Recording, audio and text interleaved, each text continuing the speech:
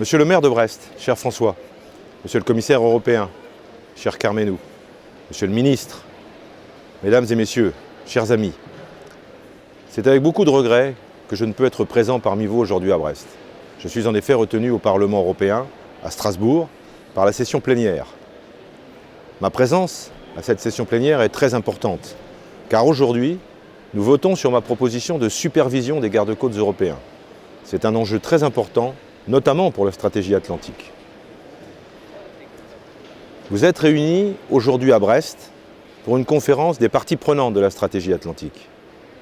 Il y a exactement 3 ans, nous étions déjà ici, dans cette salle, à Brest, pour travailler sur le plan d'action de la stratégie dans le cadre du Forum Atlantique. Que de chemin parcouru depuis. Nous avons maintenant un plan d'action avec des objectifs ambitieux et un mécanisme d'assistance pour guider les initiateurs de projets. C'est une vraie réussite. En ma qualité de rapporteur sur la stratégie atlantique au Parlement européen, j'en suis très heureux.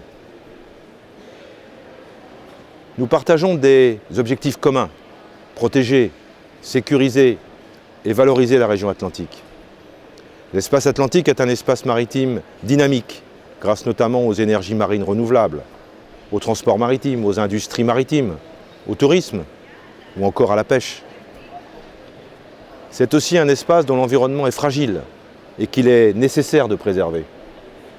C'est enfin un espace périphérique au sein de l'Union européenne, ce qui pose la question de son désenclavement et de sa connexion avec le reste de l'Europe. Ces problématiques transcendent largement les frontières nationales et appellent des réponses politiques à l'échelle de la façade atlantique. La grande réussite de la stratégie atlantique est d'avoir créé des synergies et des partenariats étroits entre les acteurs des 5 pays concernés.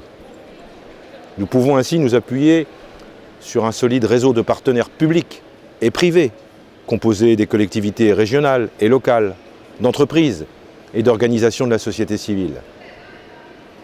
J'en profite pour saluer le travail remarquable de la CRPM, qui est un partenaire de premier plan depuis le début de cette aventure, parce qu'il s'agit bien d'une aventure. De nombreux défis nous attendent.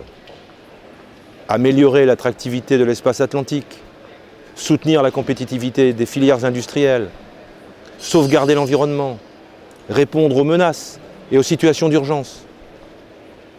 Ces défis, c'est à vous tous, ici présents, de les relever avec vos idées, votre engagement et vos initiatives. Cet événement à Brest est votre événement. C'est sur vous et sur vos projets que repose la réussite de la stratégie atlantique. Je vous souhaite des échanges fructueux dans la cité du Ponant, en espérant que l'air marin de l'Atlantique soit pour vous source d'inspiration. Je vous remercie.